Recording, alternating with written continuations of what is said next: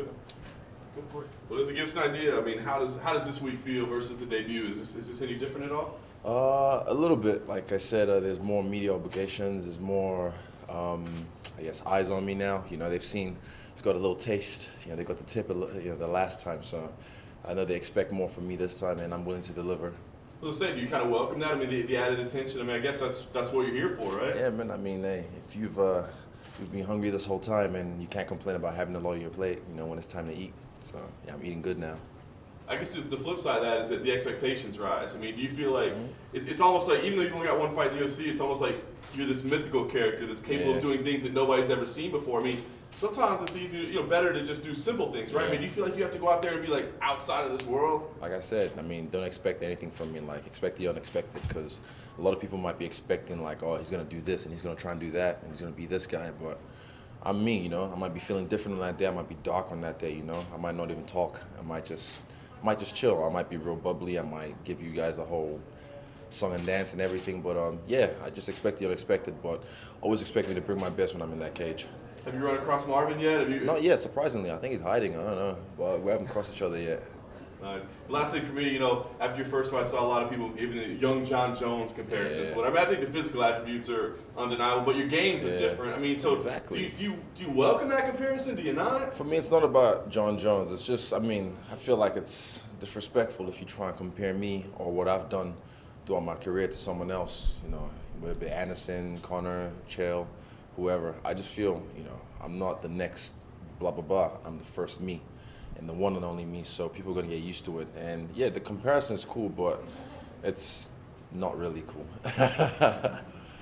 In February, you're making your debut. You're buried on an undercard. Now, only a few months later, you're on a main card on Fox. Millions of people are gonna watch. Like, is this happening faster than you expected it to?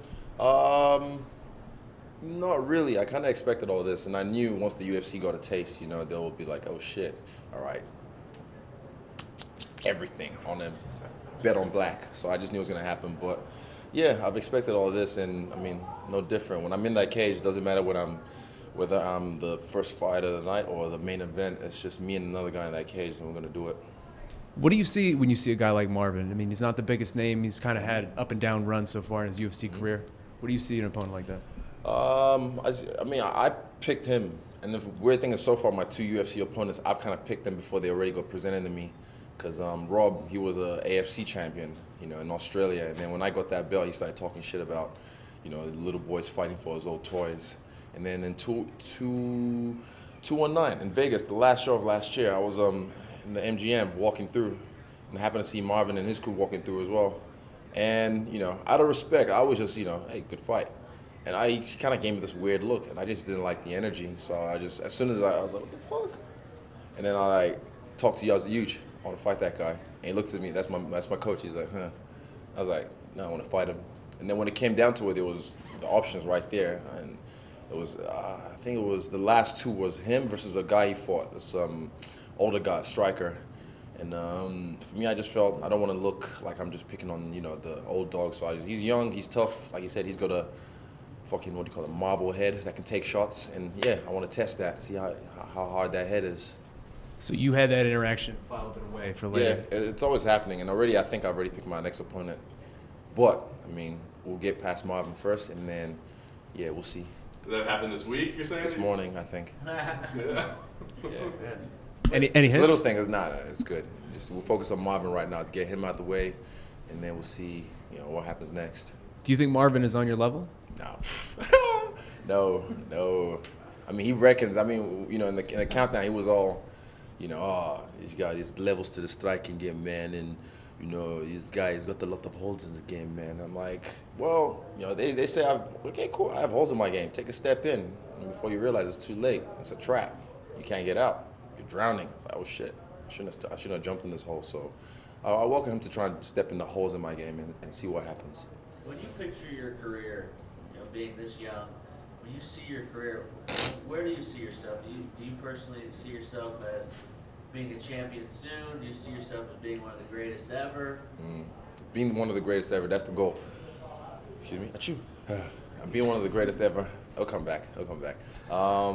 Yeah, being a champ is just, like I said, it's just a little trinket you get along the way when on the level that I'm on. And I feel it's just gonna happen based on the way I fight, based on my charisma, based on the way I just, carry myself.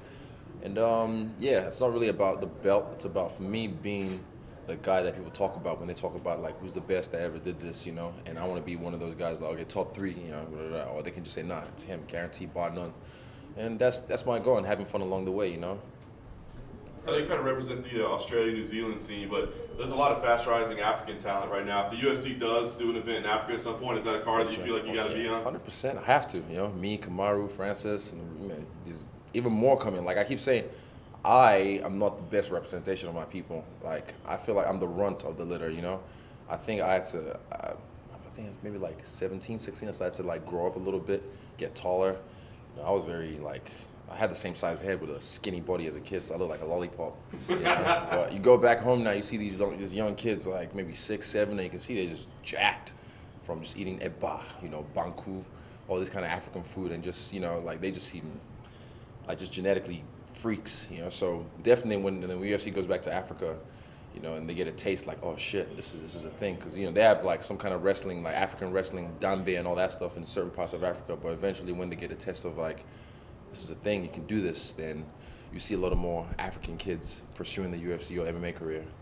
Just looking at your overall combat sports record, it's ridiculous. It's something like 86 wins or something like that. No, it was 75 wins, 4 losses, 29 knockouts. That's the official record in my kickboxing career, because I keep seeing different ones, but it's 75 wins, 4 losses, and 29 knockouts. So through all of that, if fans wanted to learn more about you, do you have like 1 or 2 favorite knockouts or favorite fights that you've been in that they could go through and look at? Anything you're proud of?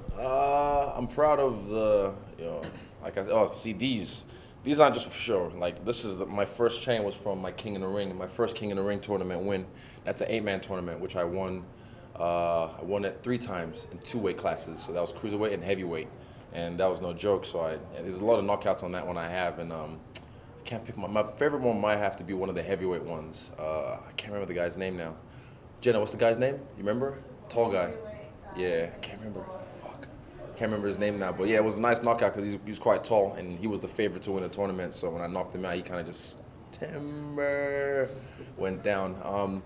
So look at any of the King in the Ring fights, and then this one's from the Super 8, and I think this one I beat, what's his name, Brian Minto, in the final to get the, to get the win on that one. So I need to get one more for my UFC debut, but I've been busy, so I haven't really gone shopping yet. But yeah, any of my King of the Ring fights, and which other one? I don't know. The last one's all right, but nah. It's any of the King of the Ring fights, you can have a look and see what I'm about, my striking. For some of the people like that may not be as familiar with you and your combat sports, the last style bender, where does that come from and what does that mean? Yeah, the moniker, it comes from the TV series, Avatar, the kids show. Yeah, so I was watching that as a kid, and I kind of related to Aang, the main character, a lot in his journey, his quest to realize his destiny as the Avatar, because he has to master all the elements, fire, water, air, and earth, to realize that he's a guy of this world, So in this game, I feel like I have to do the same. I have to master all the elements of martial arts to realize my destiny as the Avatar. And how's that coming for you? I mean, great. I mean, the stand-up is obviously a top notch, point, right? yeah. But how the other parts of the game, the wrestling, the grappling, and how's that working? For me, when we took our time to get to the UFC because we wanted to be able to face the best, the top 10, top 5 straight away, So I didn't just come here like, ooh, I'm here to just, here I am, gonna take part. Nah, I'm coming to dominate. So we came ready, and I've been working on everything for years, like everything. So my last fight, I kept on saying that wasn't just the 8-week training camp, it was an 8-year training camp. So yeah, we never really stopped, we keep going, and people will find out. You just have to find someone to keep me down for long enough to see what my ground game's about. Last one for me, the Arizona Commission said that they don't want anybody to piss in the ring this time. Are you planning on doing that again? I know, I might need a fresh coat. I might need a fresh coat of dog piss on the ring, so we'll see. Yeah, I mean, I think it's bullshit, like what we're pretending to do here. It's a mimic. I'm just mimicking, pissing like a dog, and it's a metaphor of me claiming my space. So yeah, if I feel the need to, if I feel like I can't really smell my scent as much anymore, then I might have to lift my leg up real quick. Yeah.